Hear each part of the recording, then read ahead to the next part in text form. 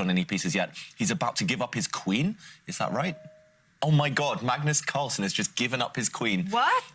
He's going to get 3 pieces in return. But look at this, the black knight, I said it was pinned, it cannot move, it stepped back, capturing a bishop, and then white's bishop took a queen. Right now, it's a crazy imbalance. White has a queen, black has a knight and 2 bishops in return. So actually, 3 pieces, they add up to 9, a queen worth 9. It is roughly balanced, but when a queen is on the board, it's all about king safety, and black's king is a clear target in the middle later on. Yeah, and I have to say one thing as well. It's all about how those 3 pieces can coordinate. If they cannot coordinate in a good way, don't ever sacrifice your queen. They're all asleep, black's pieces. Exactly. We should mention as well, white cannot take black's knight right now on that left side with a pawn, because then black's rook in the corner would come down and take white's rook. So there's another pin on this A line. Black, his knight will survive. But Magnus Carlsen, I've played him before many times at Blitz. If you give him an artistic choice, he'll go for it, especially in the Blitz games. But it's extremely risky from the world champion. He's really gambling at this early stage. Like Jovanka says, it's all about coordination, piece coordination.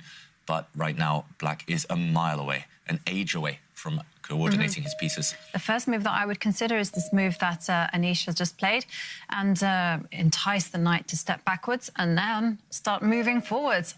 And Anish is he's reading my mind. This is what I want to do. Yeah, and there we saw Magnus, he almost pre-moved retreating his knight because he's also reading Anish's mind, your mind, Jovanka. He's expecting these moves, and Magnus is about to move his central knight in front of the black king out of the way. He's clicked on that piece. Which way is he going to go with that knight, though? Yeah, he's danced around too much, too long already with the black knights. It's really scary for the world champion. The black bishops, they are the problem pieces. They are yet to enter the battle. Okay, and Anish Giri driving the knight backwards, attacking it, and the knight has a big problem. It has to move to the edge of the board. This is, and then again, what's it doing on the edge of the board? It can get locked out of the game, and suddenly it will be a queen against 2 minor pieces, and that's not sufficient.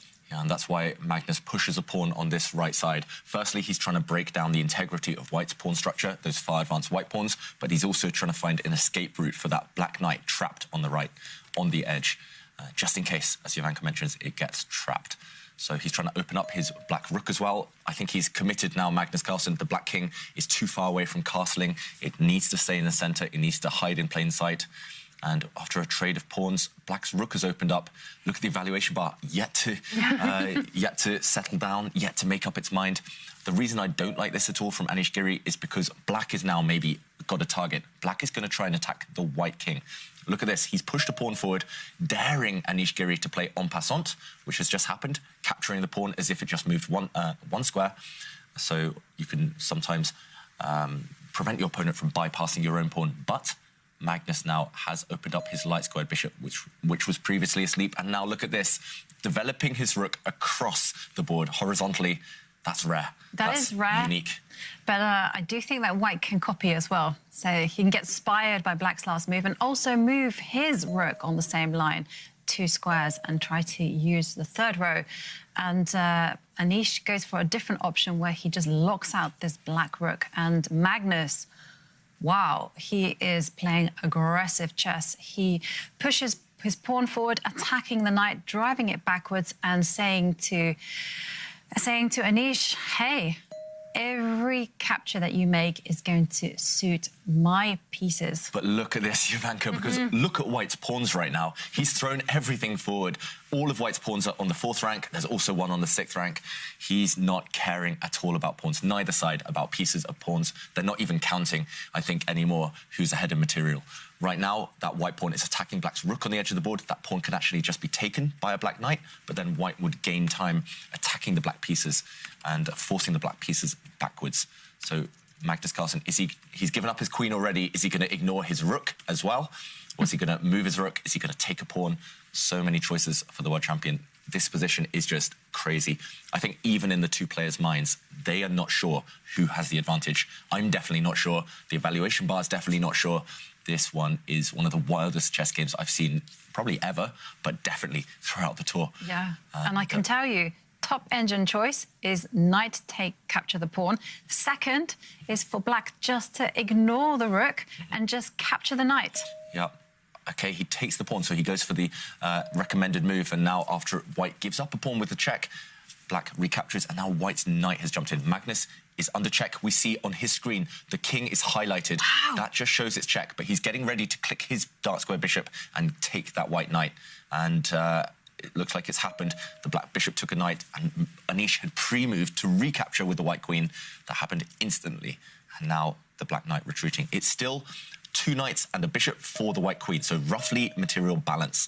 But look at this, white is trying to get to the black king, trying to open up lines, trying to find a path through. But so far, black's knight, bishop, they're controlling squares.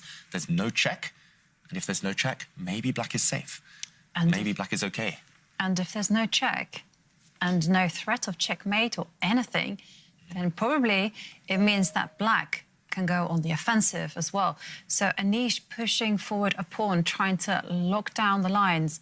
OK. But black's king can start running, or black can even take a pawn on the side of the board with the rook on that left flank. Suddenly, OK, Magnus retreats his knight, just acting as a defensive piece now. I'm slightly surprised because that knight was preventing white's remaining rook from getting to the centre. But Magnus, he's confident he's going to survive. Knights are a king's best friend, and there's 2 of them defending the black king. And Magnus is just saying, hey, those 3 pieces will defend the black king, and the rooks, they're going to start targeting those weak pawns on the left and the right. Yeah, those 2 black rooks, they're developing not in the way we normally see in chess. Normally we see the king castle and then the rooks come to the centre. Those rooks are developing up and down the board. And actually, I just did a quick count. Black is 1 point up. If we talk about pawns, pieces, black is a pawn up. So after all of that kind of tactical melee, it's looking good for Magnus Carlsen. And Anish, he lifts his rook up the board. What's the plan? Maybe a defensive manoeuvre. Maybe he wants to bring that rook across and eliminate one of black's rooks. But maybe he also wants to just step his rook to this 1 square and then maybe threaten a sacrifice or something. Anything to get at the black king. Could have done that on the last turn. I think that's true. Not his idea anymore, Ivanka. I think he's just purely on the defensive, Anish Giri. But Magnus Carlsen, he's going to move one of his rooks. I'm not sure which one, but he's going to move one of his rooks. Oh, no, he moves his king. There we go, just looking on the screen. He dragged his king to the side there, away to safety. And now there's danger on the board because the black rook is threatening to attack the queen. And that's why Anish gives a check, which is promptly intercepted by the knight. But look at the black king, safe as the proverbial houses. Yeah, so Anish there, he's about to capture a pawn. He's pausing, he's changing his mind. Look at the thought process from Anish Giri. He's indecisive. He's not sure which direction to go for with that queen. If it can't break through to the black king, then what to do? Is he going to step back and take a pawn? No, he's changed his mind. He's going to bring his rook up the board. Is he going to challenge black's rook at the top there? He is. Will we see a rook trade now? This is how difficult the position is. Even at these top players in blitz, they're not able to trust their instincts. It's all about calculation. And the rooks are off, and now the queen will capture... No, the queen cannot capture the pawn at all. No, because, of course, black will also go and capture the pawn that is up for grabs, and suddenly... Black's rook is amazing. The knight that is sitting next to the king is an aggressive piece. So the white queen is forced into a defensive role. And the problem as well is that the queen and the rook are forced to defend pawns. And, OK, wow, I was about to say, Anish Giri, he's banking on the fact that Magnus Carlsen's pieces, the knights and bishop, are tied down defending their king, but Magnus gives up a pawn. He's definitely not materialistic. He gives up a pawn in order to activate the black bishop, and Anish there, gesturing, looking frustrated, leaning back. Suddenly the black pieces are coming to life. Black's rook and bishop are teaming up against the same pawn. White's rook is a bit stuck. No targets. White's queen... Game. Yeah, that's why a queen is actually worth the same as 3 pieces. But the problem is there's 3 of them. And if they coordinate, if they defend each other, just the fact there are more pieces to attack with can be decisive. So, OK, all the pawns disappearing on that left half. What a game. You're right, Kaya. Black's rook is now about to come across, maybe deliver a check. Black can take white's central pawn with his knight. And the 3 pieces, untouchable. Yeah. The 3 musketeers. Yeah, Exactly. totally. And the rook is just there. Its sole job on the board is just to gobble up the pawns. So Anish dropping to nearly under a minute left on this clock. Yeah, both players now around the minute mark, and the clock situation is not in either player's favour, but it's definitely Magnus Carlsen's favour on the board. And it's going to be difficult when you're facing a queen. There's always traps, there's always tricks. That's why he steps back. Look at those black pieces. Literally every single piece defends another piece. And, OK, Anish Giri, meanwhile, he's got fewer pieces to play with. So he uses the white king. I mean, this game, I'm going to go back and study it for hours, I think. Just so much to think about. OK, the black bishop now attacking white's rook. Breaking a bit of coordination with the pieces, but nope, the bishop is replaced on its previous square by black's rook. And that black rook, it's going to relocate itself 2 squares further down the board. It's going to go towards the white king. Yep, protecting the bishop, and at the same time, like David said, heading at the white king. Yeah, it's going to swing across the board, that black rook, and again, supreme blitz strategy. This is why Magnus Carlsen is the best blitz player in the world, always defending his pieces. He doesn't care that he has no queen, he's just defending everything. Look at this, bishop steps back. He's still created this nice little cozy home for the black king. I mean, that's the safest king I've ever seen, even though it's being stared at by white's queen, even though it's being stared at by white's rook. Yeah. That king is super safe.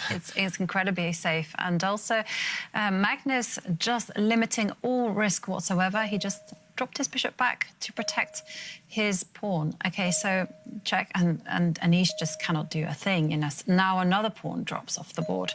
Yeah, black's rook has gobbled up all the pawns, and black now is 2 points up, 2 clear pawns. All black needs to do is start going for the white king, I feel. Once the black pieces coordinate, it's going to be checkmate. Maybe we'll see checkmate coming. The black pawn can push forward to attack the white queen. OK, Magnus just steps back with his rook. Deadly threat now of checking the white king from the front with the black rook. Also, for black's knight to jump in towards the white king, it's game over, I think. That white king is doomed. There's going to be no way to save this game.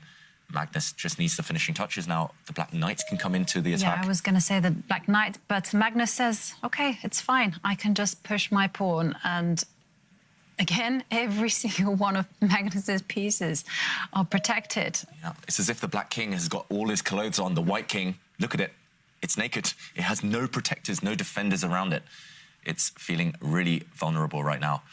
And the white queen has found a safe square, but not for long. No. Black's rook can give a check here in 2 different ways, 2 different directions. He steps back, just again, protecting everything, over-protecting everything, just in case.